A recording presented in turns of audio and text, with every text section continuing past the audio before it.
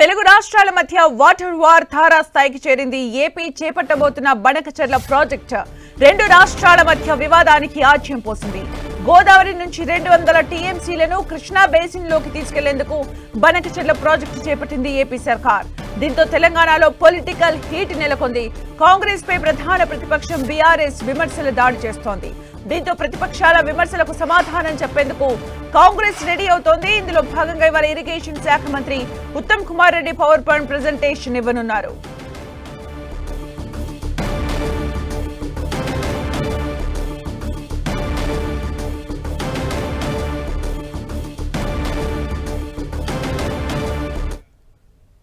ఈ విషయానికి సంబంధించి మరిన్ని అప్డేట్స్ మా ప్రతినిధి ప్రతాప్ అందిస్తారు. ప్రతాప్.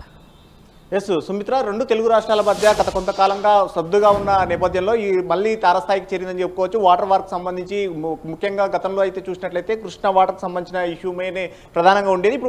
ఇప్పుడు మళ్ళీ గోదావరి వాటర్కి సంబంధించి ముఖ్యంగా పోలవరం కుడికాలువ నుంచి బనకచెర్లకు ప్రాజెక్టు ద్వారా వాటర్ను దాదాపు 200 టీఎంసీలు తరలించాలని చెప్పేసి ఏపీ బనకచెర్ల ప్రాజెక్టును అయితే తలపెట్టింది. ఈ అంశానికి సంబంధించి ముఖ్యంగా రెండు తెలుగు రాష్ట్రాలకు సంబంధించి ఒక వాటర్ వార్ అయితే నెలకొందని చెప్పుకోవచ్చు. ముఖ్యంగా తెలంగాణలో అయితే పొలిటికల్ హీట్ పెరుగుతుంది. ముఖ్యంగా బీఆర్ఎస్కు సంబంధించిన మాజీ మంత్రి హరీష్ రావు అయితే దీనికి సంబంధించి కాంగ్రెస్ ప్రభుత్వం నిర్లక్ష్యం వల్లే ఇదంతా జరుగుతుంది, తెలంగాణ ఎడారిగా మారబోతుందంటూ కూడా కామెంట్ చేసిన పరిస్థితి ఉంది. హరీష్ రావు ఇప్పటికే పవర్ పాయింట్ ప్రజెంటేషన్ చేసి బనకచెర్ల వల్ల ఎలాంటి నష్టం జరగబోతుంది, గోదావరి నీటిని దాదాపు 200 టీఎంసీలు అని చెప్తున్నప్పటికీ కూడా అది తర్వాత దాన్ని మరింతగా పెంచుకుంటూ 400 టీఎంసీలకు తరలించే అవకాశం ఉంటుంది. ఈ విషయంలో ఇప్పటికైనా తెలంగాణ అలర్ట్ అయ్యి దీనికి సంబంధించి తెలంగాణ ప్రభుత్వం అలర్ట్ అయ్యి ఏపీ చేపడుతున్న అక్రమ ప్రాజెక్టులపైన దానికి సంబంధించి యాక్షన్ తీసుకోవాలని చెప్పేసి కూడా కోరుతున్నారు. దీనికి సంబంధించి కూడా బనకచెర్ల ప్రాజెక్ట్ ఎప్పుడైతే తెరపైకి వచ్చిన నేపథ్యంలో అప్పటి నుంచి కూడా తెలంగాణ ఇరిగేషన్ శాఖ మంత్రి ఉత్తమ్ కుమార్ రెడ్డి అయితే వరుసగా లేఖలు రాసిన పరిస్థితి ఉంది. ముఖ్యంగా కేంద్ర మంత్రి సిఆర్ పాటిల్కు సంబంధించి ఇప్పటికే స్వయంగా కలిసి నివేదిక ఇవ్వడం కానీ దీనికి సంబంధించి అనుమతులకు సంబంధించి కూడా పర్యావరణ శాఖ మంత్రి కూడా లేఖలు రాయడం ఇవన్నీ కూడా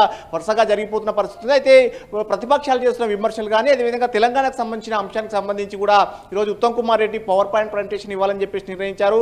ఈరోజు సాయంత్రం సచివాలయం వేదిక కూడా దీనికి సంబంధించి పవర్ పాయింట్ ప్రజెంటేషన్ ఇవ్వాలని కూడా నిర్ణయించారు. ఎందుకంటే ఇప్పటికే హరీష్ రావు ఒకవైపు ప్రతిపక్ష నేత Harish Rao power point presentation ఇవ్వడం, మరోవైపు నిన్న ఏపీకి సంబంధించిన మంత్రి నిమ్మల రామానాయుడు కూడా దీనికి సంబంధించి పవర్ పాయింట్ ప్రజెంటేషన్ ఇవ్వడం, ఈ పరిస్థితుల నేపథ్యంలో తెలంగాణకు సంబంధించి తెలంగాణ ప్రభుత్వం ఏం చేస్తుందనే దానికి సంబంధించి కూడా పవర్ పాయింట్ ప్రజెంటేషన్ ఇవ్వాలని చెప్పేసి నిర్ణయించారు. దీనికి సంబంధించి మంత్రులను అన్ని పార్టీలకు సంబంధించిన మంత్రులను కేంద్ర మంత్రులను కూడా ఆహ్వానించడం జరిగింది. ఈ రోజు సాయంత్రం సచివాలయం వేదికగా 4 గంటలకు పవర్ పాయింట్ ప్రజెంటేషన్ కూడా ఇవ్వబోతున్నారు. సో మొత్తం మీద దీనికి సంబంధించి ముఖ్యంగా ఈ సమావేశానికి సంబంధించి సీఎం రేవంత్ రెడ్డి కూడా అటెండ్ అవుతున్నారు. సీఎం రేవంత్ రెడ్డి కూడా 2 రోజుల క్రితం ఢిల్లీలో కూడా మాట్లాడుతూ మీడియాతో చిట్చాట్లో మాట్లాడుతూ దీనికి సంబంధించి వాటర్కు సంబంధించిన అంశంలో గత ప్రభుత్వంలో ఏం జరిగింది, తమ ప్రభుత్వం వచ్చిన తర్వాత ఏం చేస్తుందనే దానికి సంబంధించి కూడా ఆయన కూడా తాను కూడా మాట్లాడతానని చెప్పేసి సీఎం స్వయంగా చెప్పారు. కాబట్టి ఈరోజు పవర్ పాయింట్ ప్రజెంటేషన్లో సీఎం రేవంత్ రెడ్డి కూడా అటెండ్ అవుతున్నారు.